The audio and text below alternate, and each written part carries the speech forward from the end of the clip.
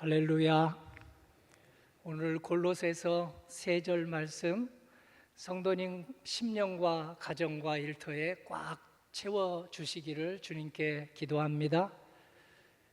내일 모레가 10월 1일인데 국가에서 이제 공휴일로 지정을 해서 많은 사람들이 쉬게 되어서 휴식일이 복되시기를 바랍니다. 오늘 저희는 하나님의 사랑이 예수님을 통해서 나타났다는 은혜를 받겠습니다. 말씀의 주제는 우리는 예수님을 얼마나 닮아가고 있는가, 예수님 사랑을 얼마나 닮아가고 있는가입니다. 부모님을 닮은 자녀들이 참 많습니다. 이번에 설 권사님 아버님을 이렇게 뵈니 그 자녀들, 아들과 딸들이 우리 아버님을 많이 닮아서 보기가 아주 좋았습니다. 손녀들까지도, 손주까지도 할아버지를 많이 닮아서 보기 좋았습니다. 자식은 부모를 닮습니다. 외모만이 아닙니다. 습관도 닮고 성품도 닮고 말하는 습관도 닮습니다. 부모님을 존경하고 사랑하면 그 속마음까지 더 닮아갑니다. 부부도 마찬가지죠. 부부가 전혀 남남이지만 같이 사랑하고 존중하면 얼굴까지 10년이 지나 닮아가는 것을 봅니다.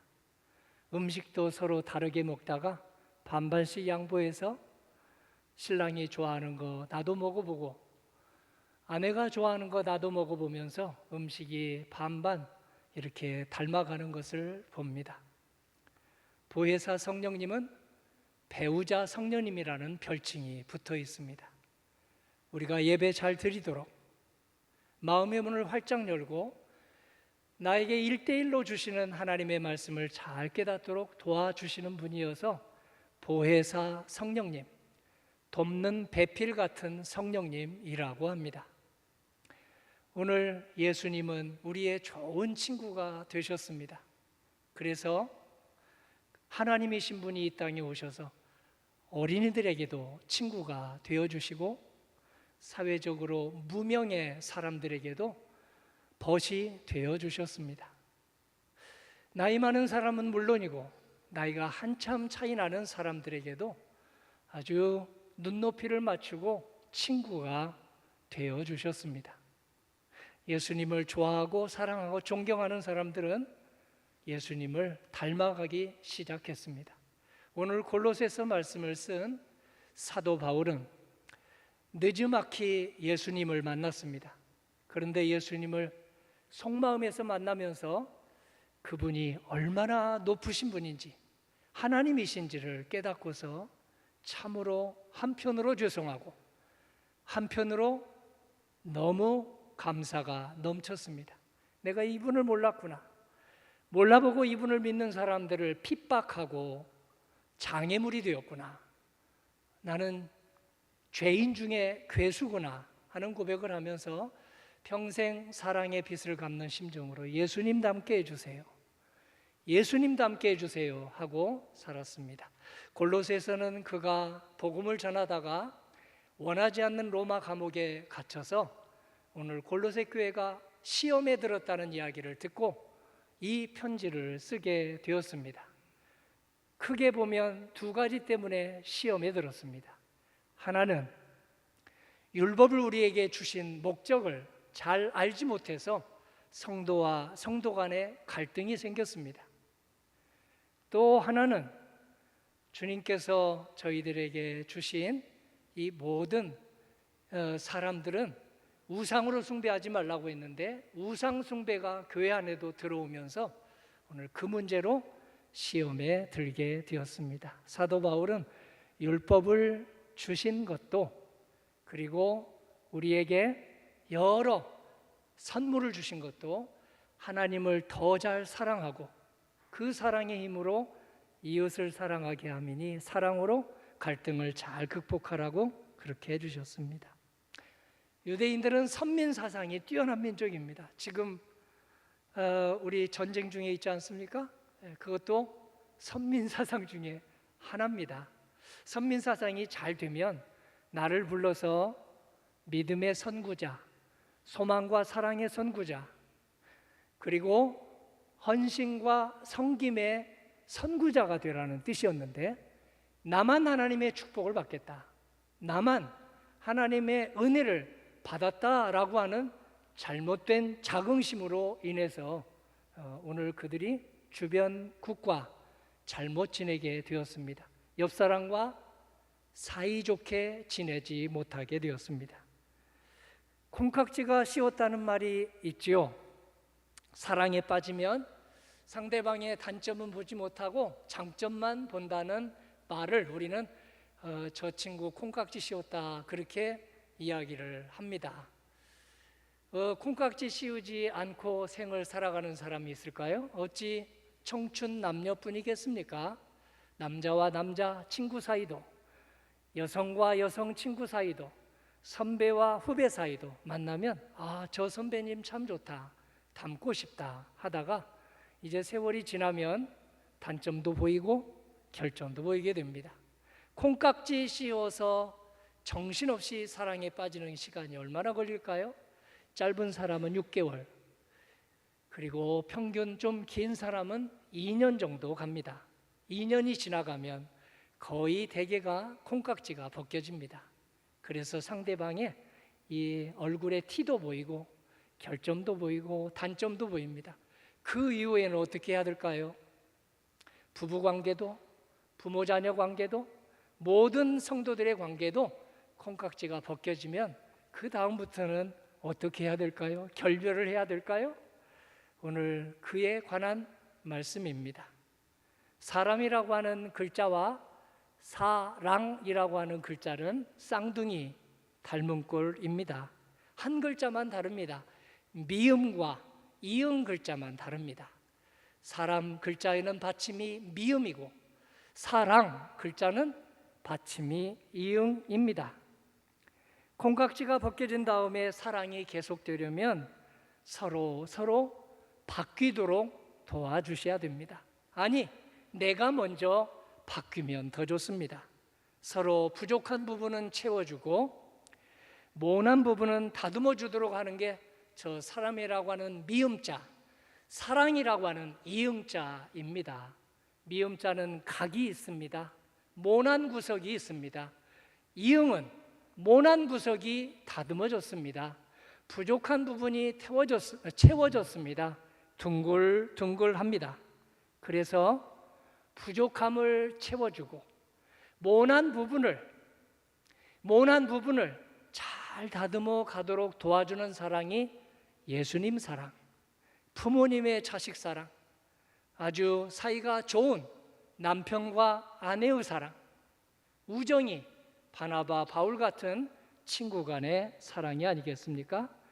예수님 사랑은 2000년 전이나 지금이나 네모난 우리를 둥글둥글한 우리로 바꾸어 주시는 고마운 사랑입니다. 우리의 말은 네모나 있을까요? 둥글둥글해졌을까요? 우리의 눈빛은 각져 있을까요? 둥글둥글할까요?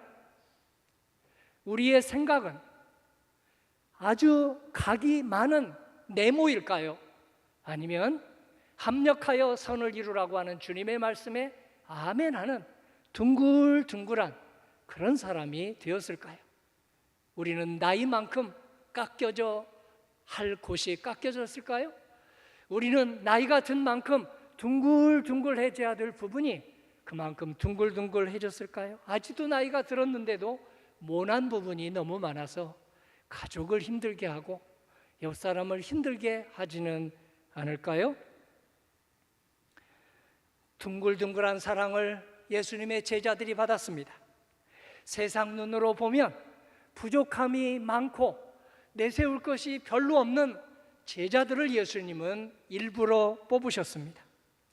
그런데 예수님의 사랑을, 둥글둥글한 사랑을 듬뿍 받고 네모난 각진 모서리진 제자들이 날마다 조금씩 변화되어 갔습니다. 예수님이 부족한 부분을 채워주셨기 때문입니다.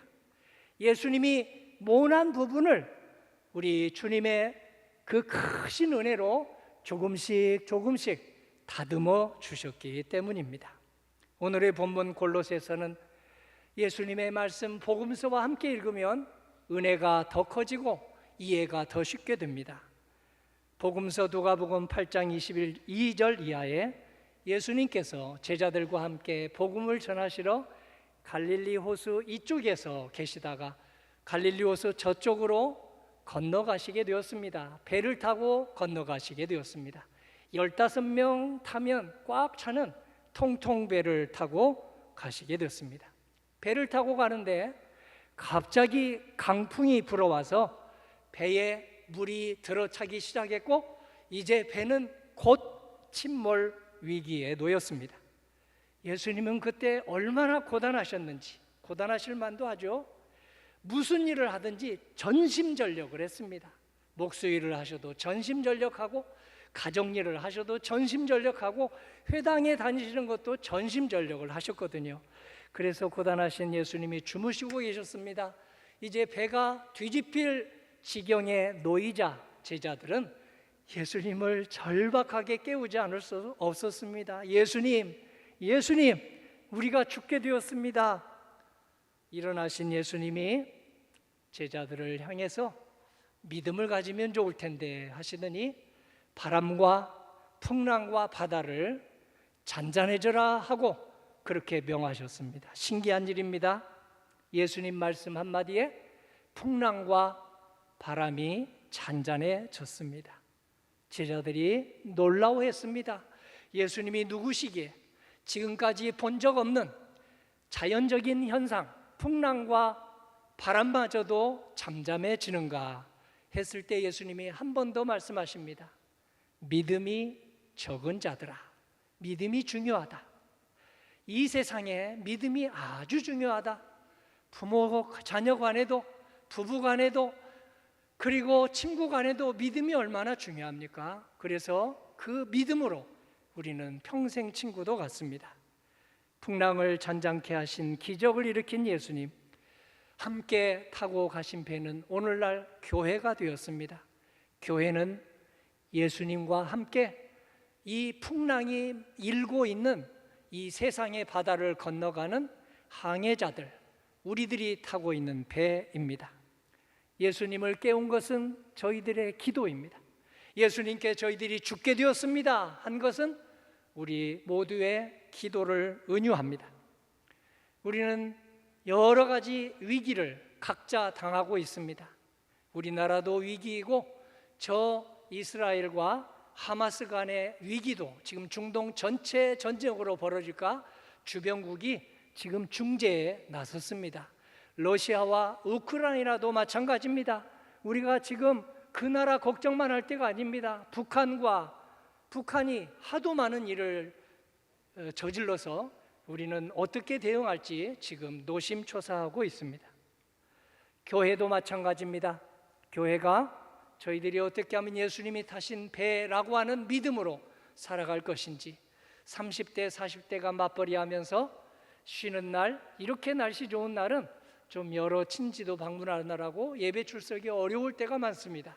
우리 부모님들은 어려워도 주일 성수만큼은 목숨을 지키면서 이렇게 했는데 지금 30대, 40대는 하는 일들이 많아서일까요? 주일 성수를 꾸준히 하기가 어려운 시대에 살고 있습니다. 저희들에게 우리 교회가 어떤 위기에 놓여 있는지 우리 성도님들을 통해서 함께 오늘 이 말씀을 통해 기도의 제목으로 삼았으면 좋겠습니다. 믿음이 위기를 극복하게 해줍니다. 피는 물보다 진한데요, 우리들이 하는 말이 있습니다. 믿음은, 주님이 주신 믿음은 피보다 진하다입니다. 그래서 피보다 진한 이 믿음을 통해서 성도님 가정에 불어닥친 풍랑, 우리 교회의 풍랑, 우리 대한민국에 일고 있는 풍랑을 잔잔하게 하시는 우리 예수님의 동역자가 될 수 있습니다. 시편 107편에 이미 약속해 주셨습니다. 한 목소리로 크게 읽으면 그 말씀이 우리 심령에 와서 새겨질 것입니다.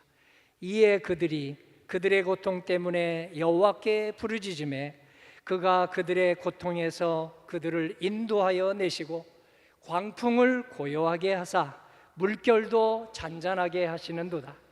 그들이 평온함으로 말미암아 기뻐하는 중에 여호와께서 그들이 바라는 항구로 인도하시는도다. 아멘. 항구는 하나님의 나라입니다. 항구는 우리들의 임종하는 시간입니다. 주님께서 임종하는 그 시간, 그리고 우리가 하나님의 품에 안기는 그 시간까지 풍랑이 일고 파도가 우리 가정, 우리 교회, 우리 민족의 배에 밀려 들어올 때 우리 주님께 말씀드리면 주님께서 이 풍랑을 잘 이겨나가도록 반드시 확실히 꼭 도와주신다는 약속이십니다. 풍랑을 잠잠케 하신 예수님은 얼마간의 세월이 지난 다음에 제자들에게 이렇게 물으셨습니다. 저 교회 밖에, 회당 밖에 사람들이 도대체 나를 누구라고 하느냐 하고 일부러 물으셨습니다.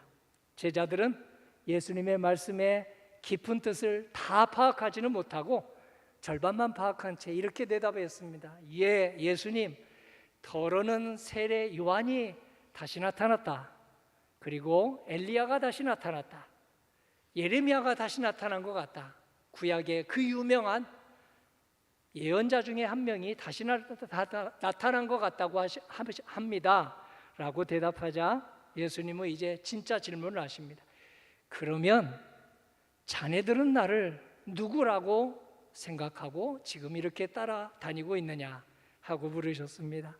베드로가 성령님의 도우심을 받아서 주님은 그리스도이십니다, 주님은 하나님의 아들이십니다 하고 대답을 하여 너는 복 있는 사람이다, 하늘의 복을 이 땅에서부터 받는 사람이다 하고 그렇게 축복해 주셨습니다. 성도님과 저도 주님은 그리스도이십니다. 그리스도는 세 가지의 역할을 나에게 해주시는 분이라는 것이 신앙 고백입니다. 주님은 나의 예언자시요, 주님은 나의 죄의 문제를 해결해 주시는 대제사장이시요, 그리고 주님은 나에게 불안을 물리치고 우울감을 물리치고 온갖 근심 걱정에 매이지 않도록 나를 도와주시는 평화의 왕이십니다. 나의 왕, 나의 예언자, 나의 대제사장이 바로 예수님, 나의 주님이십니다 하고 고백을 하면 주님께서는 우리를 그렇게 이끌어 가십니다. 이 말씀을 하신 후에 8회가 지나서 예수님이 베드로와 야고보와 요한을 데리고 산에 올라가셨습니다. 기도하러 올라가셨습니다. 타볼산이라고도 하고 변화산이라고도 합니다. 예수님이, 제자들은 너무 피곤해서 졸고 있는데요, 예수님께서는 이마에 땀방울이 변해서 핏방울이 될 정도로 그렇게 전심전력 기도를 하십니다. 십자가를 지시기 전이었거든요. 얼마 전이었습니다. 그런데 예수님께서 얼굴이 기도 중에 변화가 되셨습니다.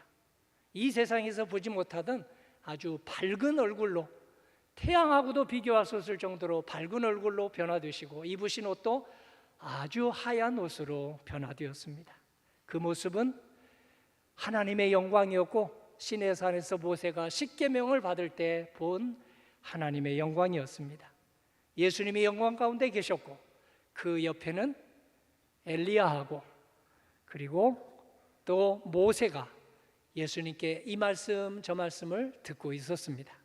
이와 같이 우리는 예수님 안에서 예수님과 함께 예수님을 향할 때 하나님의 영광을 봅니다.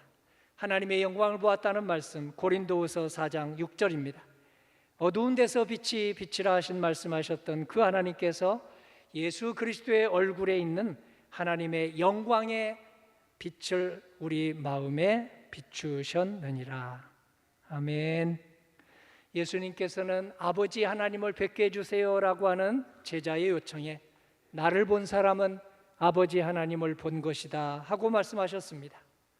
예수님에게 하나님의 영광이 온전하게 나타나셨다는 말씀입니다. 예수님께 하나님의 사랑이 온전하게, 하나님의 치유가 온전하게, 하나님의 샬롬 평화가 온전하게 나타났다는 말씀입니다. 골로새서 1장 15절 17절입니다. 그는 보이지 아니하는 하나님의 형상이시요 모든 피조물보다 먼저 나신 이시니 그가 만물보다 먼저 계시고 만물이 그 안에 함께 섰느니라. 오늘 예수님을 나의 왕, 나의 예언자, 나의 제사장으로 모시면 어떤 지경에 넘어졌을지라도 서게 해주십니다. 재기하게 해주십니다. 일어나게 해주십니다. 반드시 부활의 삶을 살게 하여 주십니다. 성경을 한마디로 요약한다면 흑암의 권세에서 우리를 주님께서 뽑아내셔서 빛의 세계로 옮겨주셨다는 것이 성경의 요약입니다. 흑암의 권세에서 우리를 뽑아내셔서 빛의 세계, 하나님의 나라의 권세로 옮겨주셨다는 것은 요한복음 3장 16절을 번역한 말씀입니다. 하나님이 세상을 이처럼 사랑하사 독생자를 주셨으니 이는 저를 믿는 자마다 멸망하지 않고 영생을 얻게 하려 하셨느니라. 오늘 이 말씀으로 저희들을 주님이 예수님 닮도록 이 자리에 앉게 해주셨습니다. 속에 있는 것이 얼굴로 나타나지요. 성도님은 부모님을 얼마나 닮으셨습니까? 얼굴이야 닮으셨겠죠. 우리 어머니 아버지의 좋은 점을, 어머니 아버지의 믿음을 얼마나 닮으셨습니까? 어머니 아버지의 그 충성된 믿음을 얼마나 닮으셨습니까?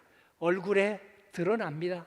눈빛에 드러납니다. 우리의 행동 거지에 드러납니다. 사람을 대하는 자세에서 드러납니다. 이스라엘은 주후 70년 로마 제국에 망했습니다. 그리고 313년까지 혹독한 핍박을 당했습니다. 로마 황제를 숭배하지 않고 하나님을 숭배한다고 핍박을 받았습니다. 당시 로마 제국은 하나님께만 붙여야 될 호칭을 로마 황제에게 붙였습니다. 생명의 근원이 황제이다, 그리고 또 평화의 왕이 황제이다 하고 그렇게 잘못된 감언이설을 황제에게 붙이고 백성들에게 외치게 했습니다. 사도 바울이 그 이야기를 듣고 아닙니다, 고개를 흔들었습니다. 생명의 기원은, 생명의 근원은 하나님이십니다. 황제를 있게 한 분도 하나님이십니다. 하나님이 평화의 왕이십니다. 온전한 평화는 하나님을 경외할 때만 옵니다 하고 외쳤습니다. 골로새서 1장 16절입니다. 만물이 그에게서 창조되되 하늘과 땅에서 보이는 것들과 보이지 않는 것들과 혹은 왕권들이나 주권들이나 통치자들이나 권세들이나 만물이 다 그로 말미암아 그를 위하여 창조되었고. 아멘. 이 말씀을 따라서 우리가 예수님을 얼마나 닮았는지 사도 바울은 수십 가지를 그의 서신 열세권에 쓰고 있는데 오늘 10가지를 추려봤습니다. 다음 10가지 우리를 통해서 우리가 예수님을 닮을 때 전도가 절로 됩니다. 생활에서 전도하고 간접적으로 전도하고 가족을 전도할 수 있습니다. 10가지 사항을 함께 점검해 보기 원합니다. 첫 번째, 무엇을 하든지 무엇이든 예수님 이름으로 하고 있습니까? 골로새서 3장 17절을 보십시오. 또 무엇을 하든지 말이나 일이나 다 주 예수의 이름으로 하고 그를 힘입어 하나님 아버지께 감사하라. 공부도 예수님의 이름으로 할 때 우리 고3 수험생들 놀라운 일이 생길 것입니다. 오늘 시험을 준비하는, 각종 취직을 준비하는 수험생들도 예수님의 이름으로 시험을 준비할 때 오늘 취직을 해서 놀라운 하나님의 그런 은혜의 통로가 될 것입니다. 두 번째로, 자신이 아무리 중요한 직책에 있다 할지라도 누구든 함부로 대하지 않는 사람, 예수님의 얼굴을 닮아갑니다. 누군가를 함부로 대하는 것은 반드시 우상 숭배하는 것과 똑같기 때문입니다. 골로새서 3장 23절입니다. 무슨 일을 하든지 마음을 다하여 주께 하듯 하고 사람에게 하듯 하지 말라. 성도님들과 저도 자녀들을 대할 때든지, 여기 선생님들 많이 오셨는데 제자들을 대할 때든지, 오늘 사회적 지위가 있는 분들도 오셨는데 직원들을 대할 때에도 함부로 대하지 않고 오늘 그들을 존중을 하면서 대할 때 하나님의 은혜가 성도님을 통해서 세상으로 흘러갈 줄로 믿습니다. 세 번째, 겸손과 온유를 옴입을 때 우리 예수님을 닮아갑니다. 골로새서 3장 12절입니다. 그러므로 너희는 하나님이 택하사 거룩하고 사랑받는 자처럼 긍휼과 자비와 겸손과 온유와 오래 참음을 옷 입고, 오늘 이 세상에서 지어진 디자이너들이 개발한 옷만 잘 입어도 얼마나 보기 좋습니까? 예수님이 지어주신 옷, 겸손과 온유의 옷, 긍휼과 자비의 옷, 오래 참음을 옷을 입게 되면 오늘 저희들은 예수님을 점점 닮아가고 그 길이 바로 전도의 길이 될 것입니다. 네 번째로, 주님의 손과 발이 되면 우린 주님을 닮아갑니다. 로마서 12장 1절입니다. 그러므로 형제들아, 내가 하나님의 모든 자비하심으로 너희를 권하노니 너희 몸을 하나님이 기뻐하시는 거룩한 산 제물로 드리라. 이는 너희가 드릴 영적 예배니라. 이 예배가 일부 예배라고 한다면 그 다음 예배는 우리의 가정생활입니다. 이 예배가 본 예배라고 한다면 우리의 사회생활은 그 다음 예배입니다. 우리의 손, 우리의 발, 우리의 입을 주님께서 사용하기 원하십니다. 오늘 주님의 입과 손과 발이 어떻게 될 수 있을까요? 기도하면, 말씀 중심으로 기도하면 주님은 우리 입을 통해서 말씀하십니다. 우리 손을 통해서 일하십니다. 우리의 발걸음을 통해서 가고자 하는 곳에 가십니다. 다섯 번째, 부활신앙으로 살아갈 때 우리는 주님을 닮아갑니다. 어려울수록 세상을 이기신 부활하신 주님을 바라봄으로써 위로받고 위로하고 담대하게 이 고통과 허무와 아픔을 극복하면 우리는 부활 성도입니다. 빌립보서 4장 6절입니다. 아무것도 염려하지 말고 다만 모든 일에 기도와 간구로 너희 구할 것을 감사함으로 하나님께 아뢰라. 그 다음 구절은요, 그리하면 모든 지각에 뛰어난 하나님의 평강이 너희 마음과 생각을 지키시리라고 했습니다. 모든 염려 주님에게 말씀드리고 주님이 주시는 지혜와 총명으로 허무와 근심 물리치시기를 주님의 이름으로 기원합니다. 여섯 번째, 시간과 재능을 기부할 때 주님을 닮아갑니다. 꼭 필요한 사람에게 내 시간과 재능을 내어주면 주님께서는 우리의 항아리를 채워주십니다. 우리의 빈 항아리를 채워주십니다. 디모데전서 2장 7절입니다. 이를 위하여 내가 전파하는 자와 사도로 세움을 입은 것은 참말이요 거짓말이 아니니 믿음과 진리 안에서 내가 이방인의 스승이 되었노라. 아멘. 시간도 하나님의 것입니다. 물질도 하나님의 것입니다. 재능도 하나님의 것입니다. 모두 하나님이 주신 것이니 내가 가진 것 하나에서 10가지 하나님께 하늘의 부활을 쌓으면 주님께서는 이 땅에서 우리가 사는 날 동안 인도해 주시며 채워주시며 주님을 닮아가게 해주십니다. 일곱 번째로, 역지사지 마음으로 살아갈 때 예수님을 닮아갑니다. 역지사지, 성도님들이 너무 잘 아십니다. 상대방 입장에서 생각해보고 말하고 상대방 입장에서 생각해보고 한마디를 하더라도 함으로써 우리는 예수님을 닮아갑니다. 디모데후서 2장 7절입니다. 내가 말하는 것을 생각해보라. 주께서 범사에 내게 총명을 주시리라. 할렐루야. 자녀들과 대화할 때 자녀들의 입장을 생각해 보면서 한마디 한마디 하면 주님께서 총명을 허락하여 주십니다. 우리 선생님들은 학생들하고 대화할 때 일방적으로 대화하기보다 학생들의 입장을 생각해 보는 역지사지의 마음으로 학생들의 이야기를 귀담아 들을 때 주님께서 하늘의 총명을 주셔서 존경받는 스승이 되게 할 것입니다. 여덟 번째, 신앙의 기쁨을 나눌 때 예수님을 닮아갑니다. 은혜 받은 것을 내 혼자만 기뻐하지 않고 널리 간증하고, 오늘 마을 모임 가질 때 간증할 때 간증하면 할수록 주님께서는 우리의 기쁨을 키워주시고 널리 전파되게 하십니다. 에베소서 5장 20절입니다. 범사에 우리 주 예수 그리스도의 이름으로 항상 아버지 하나님께 감사하며. 아홉 번째, 예수님 말씀을 내 안에 풍성히 거하게 하면 예수님을 닮아갑니다. 말씀이 어떻게 풍성히 거하게 할까요? 바로 필사, 통독, 묵상, 암송, 이 모든 것이 말씀이 내 안에 뼈가 되고 살이 되고 내 안에 새겨지게 하는 일입니다. 데살로니가전서 2장 13절입니다. 함께 읽겠습니다. 이러므로 우리가 하나님께 끊임없이 감사함은 너희가 우리에게 들은 바 하나님의 말씀을 받을 때에 사람의 말로 받지 아니하고 하나님의 말씀으로 받음이니 진실로 그러하도다. 이 말씀이 또한 너희 믿는 자 가운데서 역사하느니라. 아멘. 마지막으로 서로 감사하고, 만나기만 하면 서로 감사하고, 감사를 입에 달고 위로를 입에 달고 살 때 예수님을 닮아갑니다. 데살로니가 후서 2장 16절입니다. 우리 주 예수 그리스도와 우리를 사랑하시고 영원한 위로와 좋은 소망을 은혜로 주신 하나님 우리 아버지께서 우리 혼과 영과 관절과 골수 모두를 보호해 주시기를 원한다는 말씀이십니다.